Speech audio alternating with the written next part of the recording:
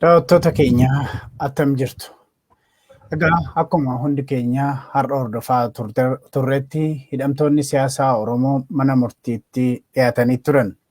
Isaan keessaa obbo Baqqalaa Garbaa keessatti argamu.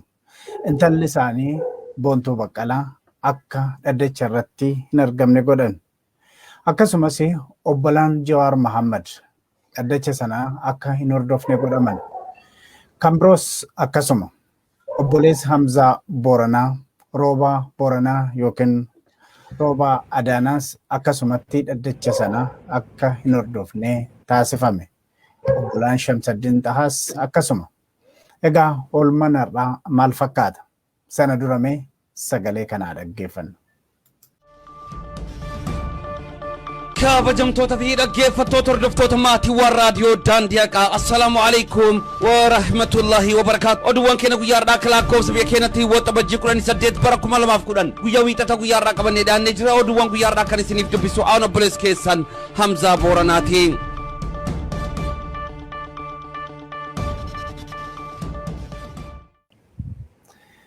Egaa sagaleen amma dhageenye kuni Hamzaa Booranaa ture.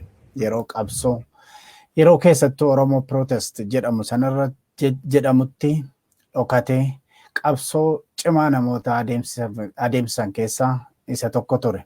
Warra aangootti ol ba'an kana akka aangoo qabatan illee warra godhan keessaa tokko jechuun hin danda'amu. Har'a Hamzaa Booranaa mana hidhaa jira. Obboleessa isaa garuu keessummaa kiyya har'aati. Akkam jirta Roobaa? Nagaa jirra Obboleessa. Akkam jirtu? Fayyaadha. Meegaa har'a akkuma ibsuudha yaaletti hidhamtoonni siyaasaa Oromoo Jawaar Mahammad, Baqqalaa Garbaa, Shamsaddiin Xahaa akkasumas egaa Hamzaa Booranaa obboleessi kee mana murtiitti dhiyaatanii turanii.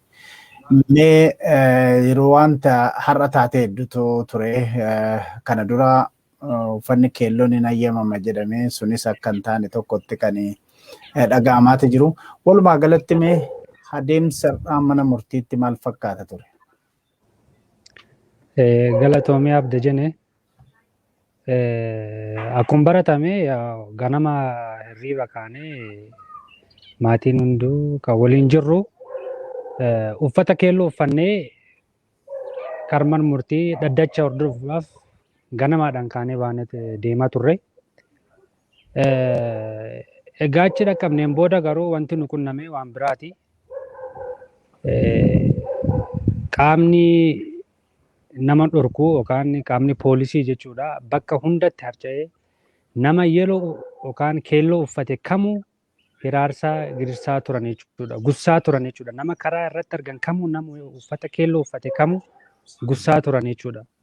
Kanaaf ganamaadhaan deemee bakka deemnetti garuu wanti nu qunname waan biraati. Yakka wayii hojjechuu hin deemne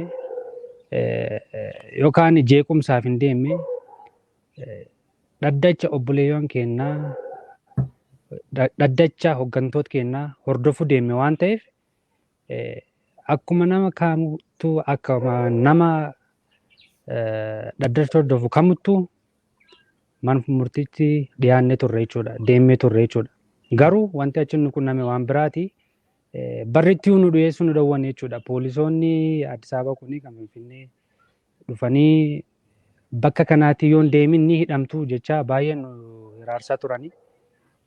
Akkasillee taanee garuu seenuu hin dandeenye dirqiidhaan nu dhowwanii akkasitti dhaddachaarra osoo hin hordofiin hafne jechuudha. Maatiin guutuun kan Jawaaris ta'e kan Baqqalaas ta'e kan Shamsaddiin hundi keenya namni uffata keelloo uffate kamuu akka achitti hin dhiyaanne nu gussanii jiru nu hiraarsanii oolan jechuudha kan keessa oolle har'a jalqaba irratti. Naannoo mana murtii sanatti waan yeroo kaanirraa adda ture warri jedhan jiru keessattuu warri hidhattoonni kuni poolisoonni tiknii waraan meeshaa gugurdaa kan qabatan illee naannoo sana baay'inaan jiru jedhani. Waan yeroo kaan irraa adda ta'e maal argite? Akkuma jalqaba sitti mee wanti har'i jiru wanta addaati.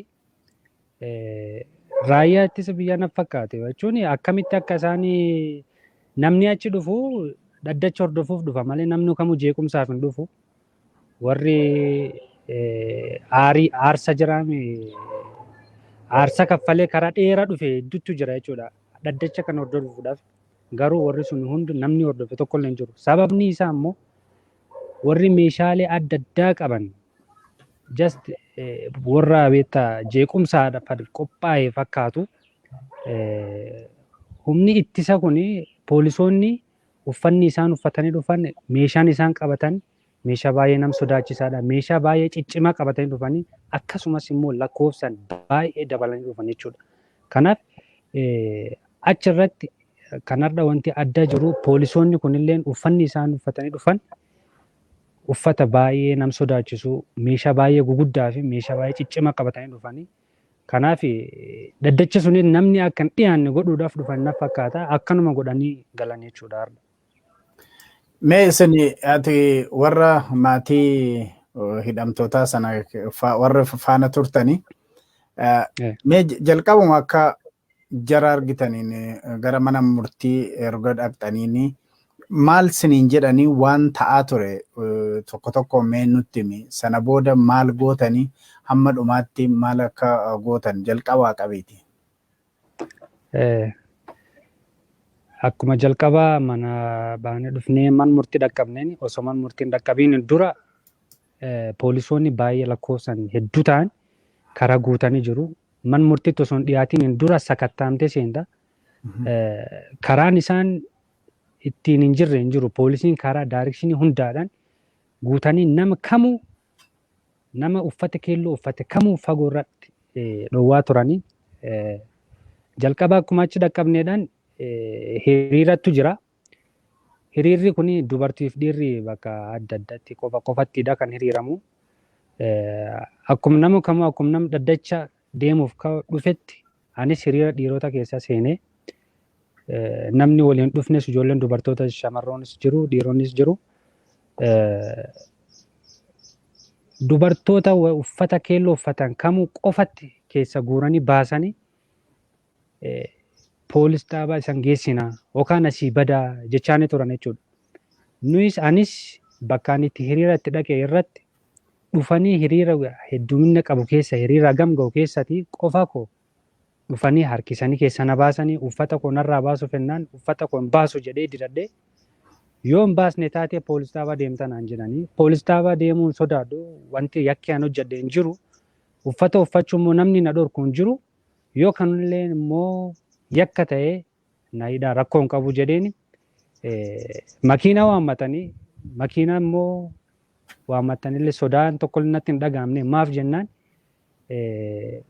obboleeyyoon kiyyaa yookaan hoggantoonni siyaasaa an hordofu nama oromummaarra cichanii nama sabboonummaarra cichanii waan ta'eef anis kanaaf gadi hin jedhu jedhee dhaabadhee achiin booda poolisoonni dhufanii asii deemi jedhanii na gosanii giddiidhaan jechuudha. Osoo ani yakka tokkollee hin hojjete uffata keelloo waan uffadheef qofa waraqaa eenyummaa kiyyaalee ilaalanii achiitti na gussan jechuudha akkasitti. Kanaaf achiin booda immoo bakka mana murtii sunitti akka hin dhiyaanne namni tokko jechuudha. Namni uffata keelloo uffate kamuu shamarraanis ta'e nama dhiiraa ta'e cuuf hunda isaanii achiitti nu gussan jechuudha. Okay. Egaa erga isaan sin gogsanii seensisuu achi sin dhorkanii sana namoonni maatiidhuma keessaa maatii hidhamtootaa keessaa qaqqabamanillee yeroo murtaa'eef qabamanii yookiin to'annaa jala oolanii hin hidhamtu jennaan sodaachifnaan akkuma kee kana lakkee yoo hidhamne somaan sodaannu kan jedhanii akka jiranidha kan hin dhagaye. Mee maatii hidhamtootaa sana warra biroorra waan ga'e wanti dhageesse jira? Wanti dhageessu hin ta'in wanta ija koon argeedha. Obboleettiin Jawaaris jirti. Intalli obbo Baqqalaa Garbaas jirti. Obboleettiin Shamsaddiin Xaas ni jirti jechuudha. Kanaaf hiraarri isaan irra ga'ee just sabboonummaa isaan qaban qofaarraan kan ka'e waan ta'eef soda tokkollee hin agarsiisne jechuudha. Dubartiin keessattuu dubartoonni keenya qarreen keenya sodaa tokkollee hidhaa kanaa fi sodaa tokkollee akka hin qabaanne agarsiisanii jiru. Nutis har'as borus sodaa tokkollee akka hin qabne agarsiifnee jirra jechuudha har'as jechuudha. Kanaaf hiraarri isaanirra ga'ee sodaachisaa turan. Baay'ee sodaachisaa turan ni hidhamtuu bakka akkasii san geessinaa maal jechaa turan. Kanaaf keessattuu obboleetti Shamsaddiin ta'a kuftee turte jechuudha. Kuftee turte hin dhiibamte poolisootaan jechuudha. Kuftee turte just wanti ta'aa jiru wanti gaarii miti. Dubartoota irratti harka kaasuun maaf akka barbaachisa hin beeku. Dhiibuunis hin barbaachisu. Namni as dhufe kun yakka qabaate miti dhaddacha hordofuu dhufanii kanaaf dhiibamuun isaanii hin barbaachisu ture. Garuu wanti ta'ee wanta baay'ee nama gaddisiisudha abdii jenna. Meegaa intalli obbo Baqqalaa Garbaa abbaa hidhanii intalli isaanii Boontuu Baqqalaa akka dhaddacha irratti hin argamne taasifame. Akkuma ati jettee obbolaan Jawaar Mahammadii dhufanii isaan hidhanii isaan sunis dhaddacha irratti akka hin argamne godhamanii tarii fira Jawaar Mahammad kan taate intala obboleettii isaa kan taate Hawwii Mahammad illee Ahmad illee yeroo gabaabaadhaaf haa ta'uun beeku sadarkaa ishiin irra jirtu to'annaa jala akka turteedha kan hin dhagaye. Ati immoo obboleessa kee Hamzaa Booranaa arguudhaaf dhuftee akka jechuun immoo waan mana murtiitti adeemsifamu dhaggeeffachuudhaaf akkuma amma jettee intalli obboleettiin Shamsaddiin Tahaa sirumaayyuu kuffisaniiyyuu jette. Mee kana kan hundumaa yeroo argitu obboleessa kee achumaan arguudha. Lammata immoo mana murtiitii waan isarratti adeemaa jiru dhaggeeffachuudhaaf dhaqxee yeroo akkanatti dhiibanii sin deebisanii kan yeroo kaanirraa maaltu har'a sitti dhaga'ame? Wanta amma gaafii kana ibsuun natti ulfaata. Amma keessi koo gaddi guddaa qaba jechuun cabiinsattu natti dhaga'ama. Just obboleeyyan keenya guyyaa 8 nyaata hin nyaanne dhugaatii tokko hin dhunne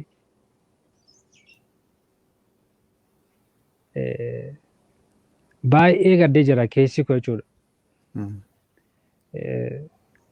Isaan arguu qofa osoo hin ta'in man murtiitti dhiyaatanii sagaleen isaan dubbatanii dhaabachuu hin danda'ani warri kun. Isaan arguu dhabuun osoo as dhufee isaan arguu dhabuun ammoo gaddi cimaa natti uumee jira. Keessi koo na cabee jira. Akkas jedhee ibsuu hin danda'u. Akkas jedhee ibsuu hin danda'u. Baay'ee miidhamee jira. Nadhagaamee jira akka malee. Waan biraa yakka biraan hojjannee obboleeyyan keenyas Jawaaris ta'e Baqqalaanis ta'e Hamzaanis yakki isaan hojjetan hin jiru. Sabboonummaa waan qaban qofaa fi akkasitti hiraarfamuu isaanii nam Oromoo kamuu akkasitti hiraarsuun isaanii cabiinsa guddaa natti uumee jira. Keessi koo baay'ee gaddee jira jechuudha. Dhugaadhuma yeroo ulfaataa keessa Oromoo walumaa galatti yeroo ulfaataa keessa jira. Keessattuu immoo maatiitti baay'ee akka cimu naa gala. Mee egaa yeroo baay'ee mana murtiitti duwwaa otoo hin taane mana hidhaattis deddeebitee Hamzaa dabalatee hidhamtoota siyaasaa akka ati dubbiftu guyyaa guyyaadhaan inni dhaga'e. Mee guyyaa har'allee carraa argattee arguu baattee guyyaa 7 kana haalli isaan keessa turan maal fakkaata? Akkuma siin jedhee akka obboleessa tokkootti immoo obboleessa kee yeroo argitu achitti maaltu sitti dhaga'ama? Mee waan isaan keessa jiran natti himi. Torbaan darbee akkuma dhaddacha dhiyaatanii baaniin booda saa booda jechuudha nyaata fudhachuu guyyaa jalqabaa nyaata isaan fudhachuu didan jechuudha. Guyyaa jalqabaa irraa kaasee hamma kaleessa galgalatti ganamaaf galgala guyyaa tokko osoo idduutti nafiidha kan deeme. Just guyyaa jalqabaa irraa eegalee hamma ammatti jechuudha. Hamma kaleessa galgalatti hamma saa booda jechuudha. Deemaa gaafachaa turre jechuudha. Garuu guyyaa jalqabaati akkuma isaan argineen laakkuma bulaa deemuudhaan dadhabbinni isaanii fuula isaanii laakkuma arginuudhaan cabaa galla. Keessi keenya gadda hama nu dhagahamaa gala. Laakkuma guyyaan dabalaan deemu dadhabbinni isaanii dabalaa deemu. Kanaan dura kan deeqa tokko dhaabatanii nu haasaanii mukatti hirkatanii haasaa turan laakkuma guyyaan dabalaa deemuudhaan jechuudha. Tokko ni ba'a dhaabachuu hin danda'u. Deeqa lama haasaa jennaan ni hirkatu maal dhaabachuu hin danda'ani. Fuulli isaanii gogee ijni isaanii keessa dhokate. Namni kanaan dura taphachaa ture guutumaan guutitti akkasitti dadhabanii garuu akkasillee ta'ee hamma kaleessa galgalatti onneen isaanii sabboonummaan isaanii wanti isaan irratti cichanii akkasitti ta'an guutu yoo argitu fuulli isaanii yoo argitu jabeenya si dhagama cimina si dhagama garuu akkasillee ta'ee guyyaa gasii beelan osoo waa tokko hin nyaatin osoo dhugaatii tokko hin argatin fuulli isaanii nu agarsiisuun barbaadan waan si ajaa'ibu. Dadhabbinni isaanii dhossuuf barbaadaa turan isaan garuu laakkuma guyyaan dabalaa deemuudhaan dadhabbinni isaanii miidhaan isaanii guyyaa guyyaadhaan dabalaa hamma dhaabbachuu dadhabuu dures hamma dhaabatanii deeqa tokkoof deeqa lama nu haasa'uu dadhabuu dures deeman jechuudha. Kanaaf akkasillee ta'ee garuu akkasillee ta'ee dadhabbinni isaanii nu agarsiisuun barbaadan. Akkasillee ta'ee garaaf buluu miti. Garaan akka isaan hin moone nyaanni yookaan dheebuun akka isaan hin moone nu agarsiisaa turan jechuudha. Akkasillee ta'ee jechuudha. Hayyee Roobaa yeroo amma hidhamtoota siyaasaa kana dhaxxanii gaafattanii yeroo dhanni isaanii miidhamuu sana argitanii lakkii dhiisatii nyaadhaa jettanii gaafattanii beektu yoo gaafattan maal sinitti himu? Nu qofaa miti abbootiin amantiis namni guguddaan jaaroleen guguddoon dhufanii gaafachaa turanii akka isaan nyaataniif gaafachaa turan namni hedduun dhufee yeroo isaan ba'anii gaafachaa turan akka isaan nyaata fudhatanii nyaatan jechuudha. Garuu deebiin isaan nu deebisanii qabsoo hagammaa goone kanarratti kanaan dura mootummaa TPLF illee hamma kuffisne sanitti jechuudha. Egaa lubbuun nam 5,000 itti wareegne namni 20,000 itti miidhame injardi itti ta'e gatiin hammam ga'u kaffalamee mootummaan kun dhufee egaa jijjiiramni dhufe karaarraa maqe oromummaan egaa cobbu ta'e oromummaan egaa yakki ta'e sabboonummaan egaa yakki ta'e namni sabboonummaa qabu namni oromoo urgaa'u kamuu yeroo hidhamee dararamee ajjeefamu karaarraa maqee jechuudha jijjiiramni kun. Biyya kana keessatti oromummaan wanti oromummaa calaqqisiisu kamuu biyya cubbuu ta'e keessatti biyya namni sabboona ta'e namni waa'ee oromoo falmu kamuu hidhamu ajjeefamu dararamu kamii keessatti osoo waan hagan ga'u arginu waan biraa miti jedhu waan biraa osoo hin ta'in wanti nu nyaannu kun qoonqoorraa gannuu bu'uu hin danda'u jedhan. Biyya yeroon filannoon ga'e kana keessatti naannoo Itoophiyaa jiran keessa guututti filannoo akka geggeeffamu karaa miidiyaanis ta'e karaa walga'ii godhuudhaan karaa hiriira nagaa waammatanii filannoo akka geggeessan heeyyamame keessatti Oromiyaa keessa qofa paartiin Oromoo kamuu hooggantoonni isaanii aanaarraatii jalqabee hamma hooggantoota olaanootti mana hidhaa keessa jiranitti hamma biiroon isaanii guutumaan guutuutti irraa cufamu waan hagan ga'u argaa aarsaa hagan ga'u kaffalee jijjiiram dhufe kana karaarraa maqsanii waan miidhaa hagan ga'u Oromoof Oromummaarraa yeroo gaggeessan ijni keenya qoorru nu argu du'a filannaa. Kanaan dura qeerroowwan 5,000 fi lubbuu akka ba'u godhamee jira. Qeerroowwan 20 akka miidhamu godhamee jira jijjiiram kan fiduudhaaf jechuudha. Amma garuu mana hidhaa jirra. Wanti nu godhuu dandeenyu hin jiru. Amma wanti nu godhuu dandeenyu tarkaanfii ofirratti fudhachuu qofa. Tarkaanfiin nu fudhannu karaa nagaadhaan laganna godhuudhaan gaafii saba gaafii uummata gaafii isaanii karaa nagaa ta'eedhaan karaa lagannaadhaan wanti nu gochuu dandeenyu karaa lagannaadhaan ibsachuu qofa. Kanaan duras yeroo mootummaan TPLF kuree mootummaan biltiginna kuni akka ceesisu aangoon kennamuuf hooggantoonni amma mana hidhaa jiran kun guutumaan guututti uummanni akka isaan deeggaru cinaa isaanii dhaabbatanii waan adda addaadhaan gargaaraa turan. Garuu jijjiiram dhufee karaarraa maqsuuf yeroo yaalan lakkii akkasii miti lakkii jecha isaan cinaa dhaabachaa turan. Garuu dhuma irratti deebi'anii harka ofii nyaatan jechuudha isaan. Harka isaan nyaachisee deebisanii nyaatan jechuudha warri biltiginnaa kun jechuudha. Aangootti isaan korsiisanii waan bira cubbuu hin hojjenne. Oromummaa barsiisanii waan bira cubbuu hin hojjenne.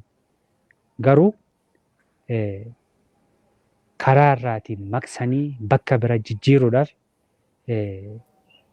deemuun isaanii kana arguun isaanii waan biraa miti. Sagaleen nyaanni nyaannu bishaan dhunnuu qoonqoo irraa gannuun bu'u kana manna du'a filannaa salphina uummata keenya salphina Oromoo argumannaa du'a filannaa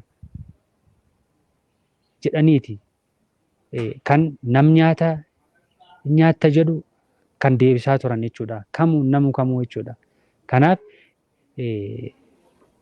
wanta nu nyaata hin nyaannu jennee laganneef nu deeggara malee namni tokko nyaata nyaadha jedhee akka nuun kadhanne karaan nu ittiin qabsaa'uu dandeenyu karaan nu mootummaa kana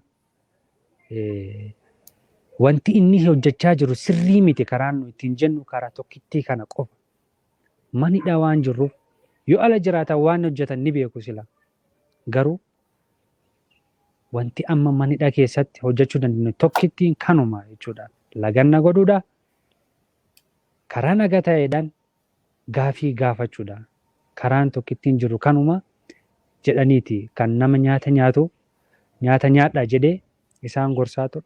Dhufee isaan gaafatu karaan isaan ofirraa ittiin deebisan kanaadha jechuudha. Egaa nyaata gaalagachuun baay'ee cimaadha mataa isaatti. Kana achitti immoo obboleessa kee Hamzaa Booranaa dhibee sukkaaraa ta'uu yookiin kan dhiigaa akka inni qabudha kan inni dhaga'aa jiru. Kuni baay'ee ittiin cimu kam siniyyaachifne akka maatittis kanatti wanti nutti himtu jira. Dhukkuba sukkaaraa qaba. Dhukkuba sukkaaraa nyaata nyaachayyuu kontirool gochuun baay'ee nu ulfaata. Kun beekamaadha. Namni hin beekne hin jiru. Isan yaaddessaani kun gaafii hin qabu. Isan yaaddessaan gaafii hin qabu. Baay'ee nu yaaddessa. Garuu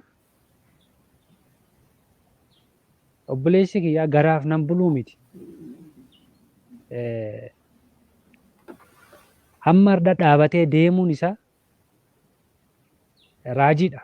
Maaf jennaan namni dhukkuba sukkaaraa beeku kamu guyyaa tokko qoricha isaa addaan kutuu miti. Guyyaa tokko nyaata osoo nyaatin oolu miti. Guyyaa 8 guutuu akkasitti itti fufu jechuun onneen inni qabu, ciminni inni qabu garaa isaa oliidha. Galee garaaf hin bulu obboleessi kiyya jechuudha. Yaaddoo ni yaaddaa garuu ani ciminni isaa kanatti baay'ee itti boona bakka. Akki malee itti boona. Guyyaa 8 guutuu osoo nyaata tokko nyaatin dhukkuba hamma inni hamaa namni hin beekne hin jiru dhukkuba sukkaaraa. Na yaaddessa garuu waan inni irratti itti cichee falmatu kana ni deeggaraa fayyaan. Roobaa amma Hamzaan obboleessi Hamzaa Booranaa mana hidhaa jira. Atis kana dura wanti mana hidhaa kun carraan ishee si geessertii jedhama.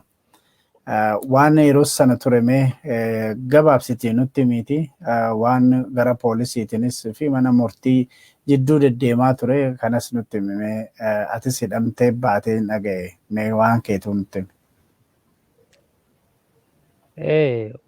Guyyaa jalqabaa gootni keenya hayyuun keenya jaalatamaan keenya guyyaa Hacaaluu Hundeessaa du'e guyyaa sun ganama isaan walumaan ba'an jechuudha.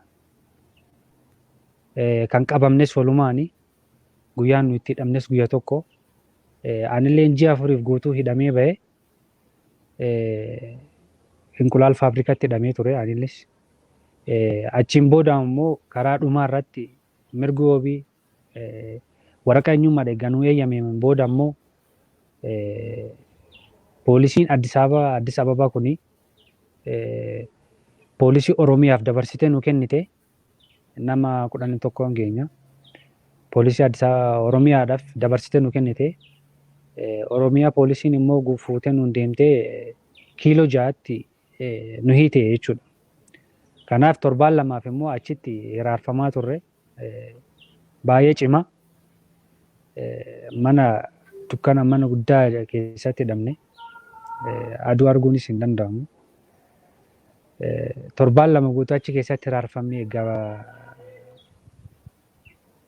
dhumeen booda 7 booda egaa niitiin Sisaayii Baqqalaa Sisaayii yoo beektan taate egaa isheen doote bultii 3 immoo akkasiin booda